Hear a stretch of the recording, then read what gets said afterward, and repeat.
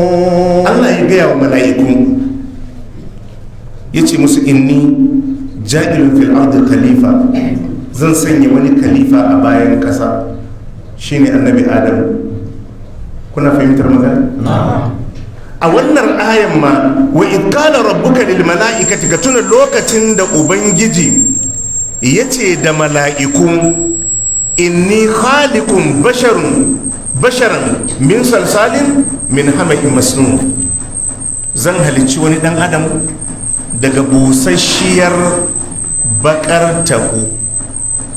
Lokacin da Allah subhanahu wata'ala ya gaya ma annabi Adam alaihi salatu wassalam, lokacin da Allah subhanahu wata'ala ya gaya wa mala'iku zai halicci wani khalifa, zai halicci annabi Adam din yana nan jama'a kun fahimta? Domin lokacin da Allah ya ba da umarni wa mala'iku cewa zan saka khalifa a bayan ƙasa, zan halicci wani mutum, ina halittansa idan na daidaita shi na busa mishi rai, kuna ganin rai ya shiga jikinsa, ku faɗi ku yi sujuda. Lokacin da Allah ya gaya wa mala'ikun hakan, ba a yi annabi Adamu ba, to lokacin da bayi nan din akwai abin da ya tsaya. To abin da Allah ya faɗa kenan, hal ata alal insani hinun min ad-dahr lam yakun shay'an maskura. Allah ya ce hakika wani zamani ya shuɗe akan dan adam, a lokacin ba labarinsa. Haka cikin wannan rayuwa da kake ciki, lokacin da aka kai mahaifiyarka amaryan babanka, kana ina? Kada sun yi soyayya baka sani ba. Da safe yake zuwa hira baka sani ba, da yamma yake zuwa hira baka sani ba. To abinda Allah ke ambatawa, dan adam abubuwa sun shuɗe ba labarinsa kuma sun gudana. To haka kuma ran da ka mutu a ranar da aka yi ma wani amarya, akwai abin da za a fasa. To ubangiji na jan hankalin bawa, ka sani kama kanka faɗanta na su. Wani lokaci ya wuce ba a san ka ba a ambatonka, ba a labarinka. To yau da kake nan ka yi abin da ya dace, domin gobe ko jibi kuma labarin ka zai wuce. Allah sai ya ce inna khalaqana al-insana min nutfatin, Allah ya ce lallai mun halicci dan adam min nutfatin daga ruwan mani, daga digon mani, amshajin aklat chakudadde wal mashij ash-shay'ul khalid ba'dahu fi ba'd. Abinda wannan ya sulku da wannan ruwan namiji da ruwan mace, Allah ce to mun halicci halittan adam, Allah ce daga wannan garwaye tsakanin ruwan mace da ruwan namiji na bitalihi. Allah ya ce don mu jarabci dan adam. Bayan an yi ka kuma akwai jarrabawa.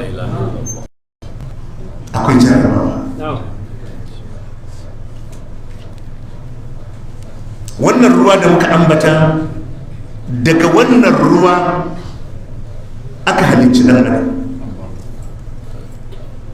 Ashe kenan kaga gabar farkon karatun shine an yi rayuwa baka nan kuma rayuwa ta yiwu. To yanzu kana jin kai za ka iya ƙaba ba ka ce wani abu ba zai yiwu ba. Na biyu, ubangiji sai ya ankarar da kai da me ya halice ka, ga irin ruwan da ya halice ka da shi. Inna khalaqana al-insana, hakika lalle mun halicci dan adam min nutfatin daga digon mani, amshajin garwayayye da ruwan mace na batalihi. Allah ya ce da ce shi duk wanda ya zo rayuwa akwai jarrabawar tana alaƙa da yi nayi bari na bari. In aka ce ka yi ka ƙi ka faɗi a jarabawa, in an ce ka bari ka ƙi bari ka faɗi a jarabawa.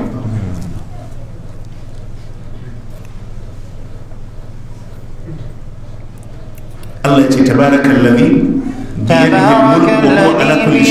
الملك وهو على كل شيء قدير الذي خلق الموت والحياة ليبلوكم أيكم أحسن عملا وهو العزيز الغفور. تبارك الذي بيده الملك البركة الله الخير الله سنيويت با ودي إسي إددجيسو الذي بيده الملك ودى أهنوس ملكي وهو على كل شيء قدير كما من إيكوني أكن كومي duk abin da ya dame ka ya gagare ka abin bai gagare Allah ba.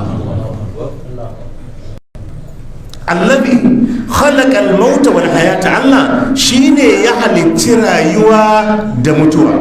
Shi ya zo da wannan tsari a haifi mutum daga ƙarshe ya mutu, wani ya zo ya mutu, wani ya zo ya mutu, wani ya zo ya mutu. Kamar wani ne ya ce Allah me yasa ka zo da wannan tsari, ya ce liyabluwakum don ya jarraba ku ayyukum ahsanu amala, waye a iya lokacin da aka bashi daga aihuwar zuwa mutuwa zai kyautata aiki.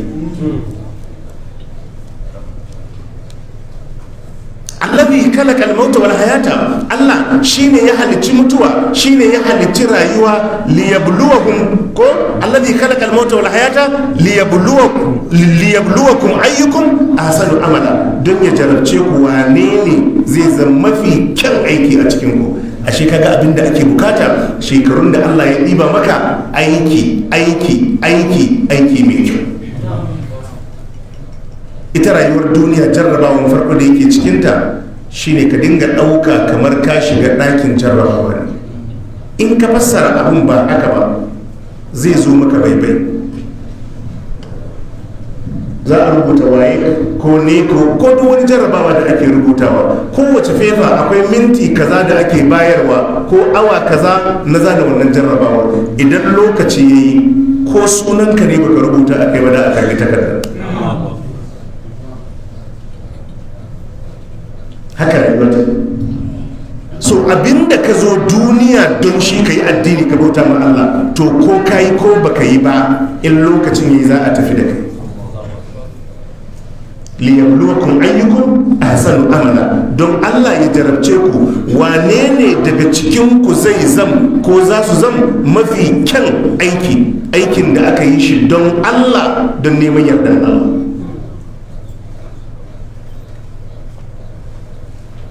Inna khalaqana al-insana min nutfatin amshajin nabtalihi. Akwai jarrabawa.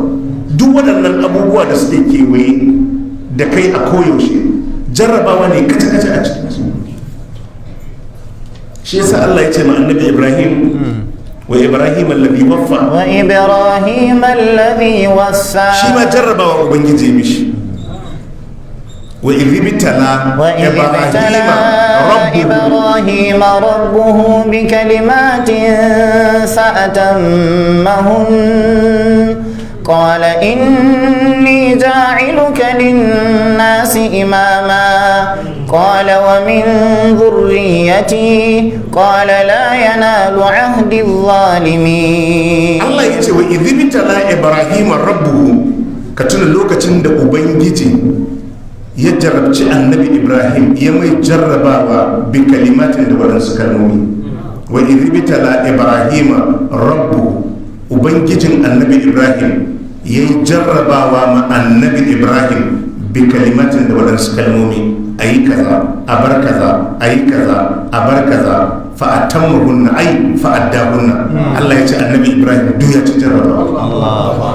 Kala sai Allah ya ce mishi inni ja'iluka linnasi imama, to zan sa ka kazanci imam na mutane baki daya. Kala sai annabi Ibrahim ya ce wa min zurriyati, Allah a hada zurriyata. Kala sai Allah ya ce mishi la yanalu ahadi zalimin, duk wanda ya kauce ba zai shiga cikin wannan tsarin. Wanda suke kan